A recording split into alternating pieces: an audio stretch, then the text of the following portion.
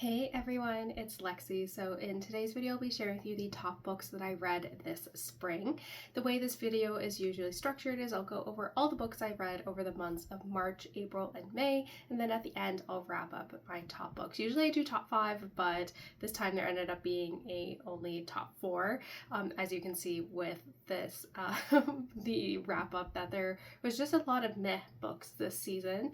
But without further ado, let's get started. So starting out with March, I first read The Fallen in the Kiss of Dusk by Carissa Broadbent, which I gave a 4 out of 5 stars. I listened to the audiobooks for Stars Above and Fairest by Marissa Meyer, which I gave both a 3 out of 5 stars. I then picked up Wild Reverence by Rebecca Ross, which I gave a 5 out of 5 stars. And lastly, I listened to the audiobooks for A Court of Thorns and Roses and A Court of Mist and Fury by Sarah J. Maas, which I gave a 4 and a 5 out of 5 stars. Next, moving on to April, I first listened to the audiobooks for A Court of Wings and Ruin and A Court of Silver Flames by Sarah J. Maas, which I both gave a 4 out of 5 stars. I then picked up The Spy Coast by Tess Gerritsen, which I gave a 3 out of 5 stars. I listened to the audiobook for The Night We Met by Jimenez, and which I gave a 2.5 out of 5 stars. And lastly, I picked up Anxious People by Fredrik Backman, which I gave a 2.5 out of 5 stars as well. And finally, moving on to May, I first read The Dictionary of Lost Words by Pip Williams, which I gave a 2 out of 5 stars.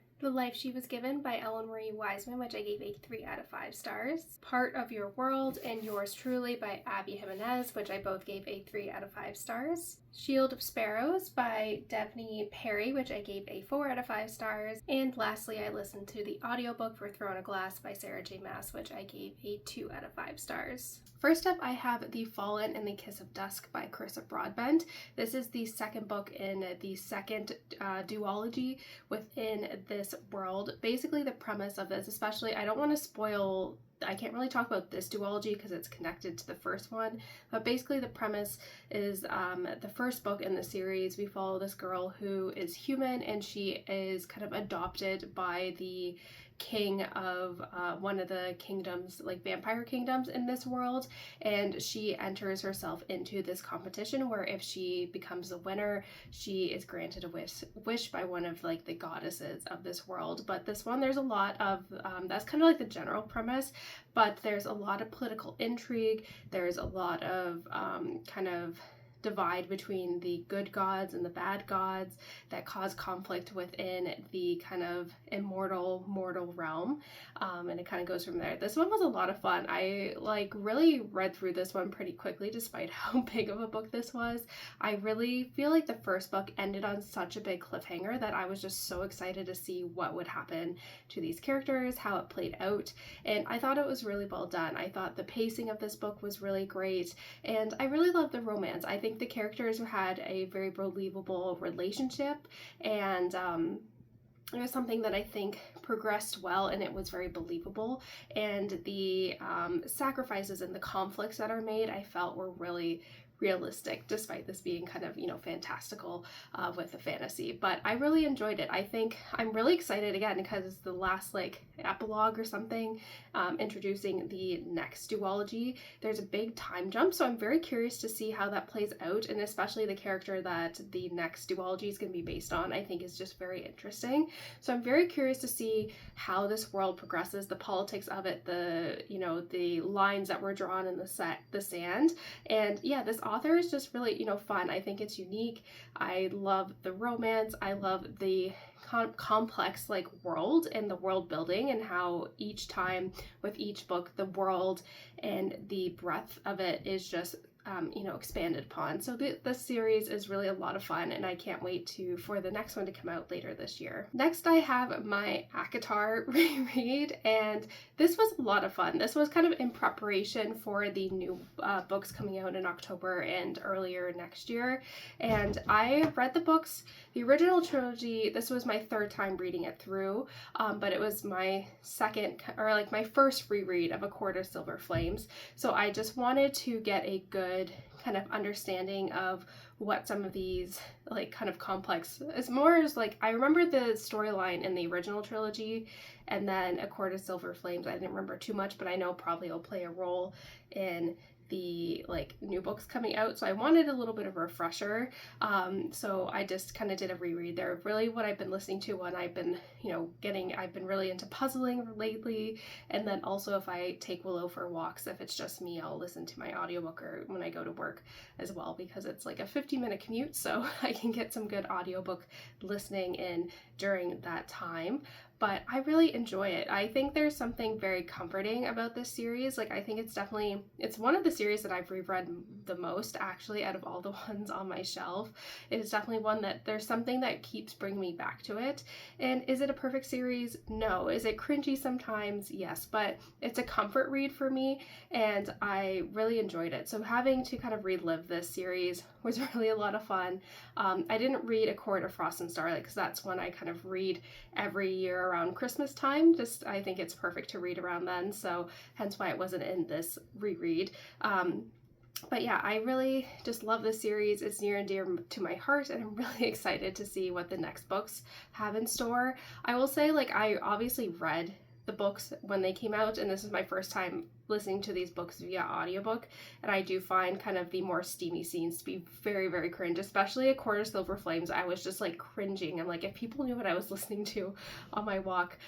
So it's not necessarily my like favorite to listen to on audiobook, but it was just an easy way for me to reread, and I can just kind of review my notes when I read A Court of Silver Flames when the new one comes out. Next, I think this is probably my most favorite book out of the entire kind of season, and it was Wild Reverence by Rebecca Ross. This book was fantastic, and I actually recommended it to my husband, and he read it and he really enjoyed it as well.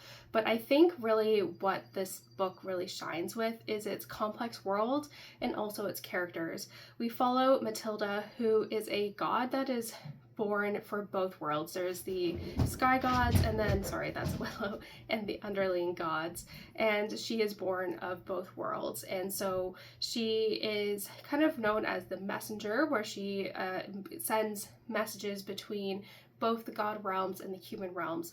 But she ends up kind of walking through dreams where she is introduced to this young boy when she's a kid, and they kind of follow each other through dreams. And she kind of disappears for a bit, and then she ends up having to kind of save him, 20 years after they've lost contact, and it goes from there.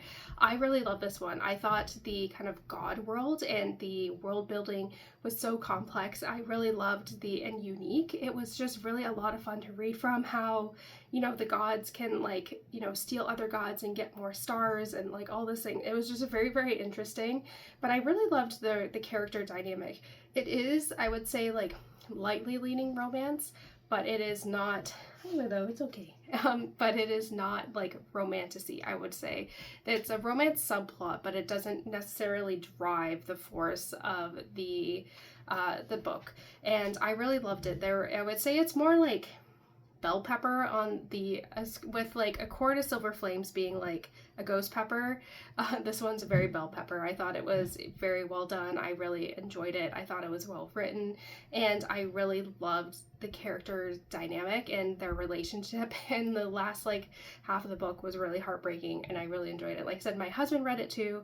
He really loved it as well, so I can't recommend this book enough. Even if I think you don't like fantasy or romantasy, I think this is a really good book to read because I thought it was just so well done. And lastly, I have Shield of Sparrows. This was one that I heard people talking about online recently, especially because the second book had just come out, and so I was very intrigued. So I picked up a copy, and I really enjoyed it. So it follows a girl named Odessa who lives in this continent, which is made up of 4 different kingdoms, and this continent is kind of plagued by very deadly monsters, and every so many decades there is what is called a crux migration, which is the most deadly animal migrates. During its migration will come and destroy basically everything that is living. And so in order to kind of help prevent war and further conflict, to help the other kingdoms survive these migrations, there was the kind of Shield of Sparrows placed where kind of people that are of age in the royal families of these kingdoms must marry each other in order to form kind of alliances and to kind of prevent war amongst the different kingdoms. And so Odessa was never one that was kind of picked to by her father to, you know, take on this role, but she ends up being the bride anyways. And there's a lot of political intrigue. There's a lot of mystery surrounding this world and like what is, you know, with these monsters, why are they here, all these things. And I really enjoyed it. I felt like, again, the romance was very believable in this case. I didn't feel like it was forced. I felt, excuse me, I felt like it was very well drawn out. I thought it was believable. Like, I think the kind of hatred that especially Odessa had towards the love interest was well deserved, like well warranted, and her slowly warming to him and beginning to trust him, I thought was well done. And I felt like there was a good amount of mystery in this book as well, trying to get little snippets here or there with the main character trying to figure out the complexities of this world, but it was more you're trying to figure everything out, and the big reveal was really exciting and well done. The last 50 pages I couldn't put down. I will say my only complaint was that the middle part was a little bit slow and it had a little bit of some pacing issues, but overall that payoff that we get at the end was really well done and I enjoyed it. And I immediately picked up the second book because I was like, I can't wait to see what happens. So I think that's a testament to that this is a solid first book in the series. And it's nice to be excited about a new series that has, you know, new releases coming out. It gives you something to look forward to. But yeah, that's kind of all that I have for my top spring books. As you can see, like, there were some really good ones, but then some that were just kind of meh. So I'm hoping this summer things will be changing and I'll have definitely much more books and things to talk about when I do my summer reading wrap up. But yeah, thank you guys so much for watching. Don't forget to give this video a thumbs up and I will see you guys next time. Bye guys.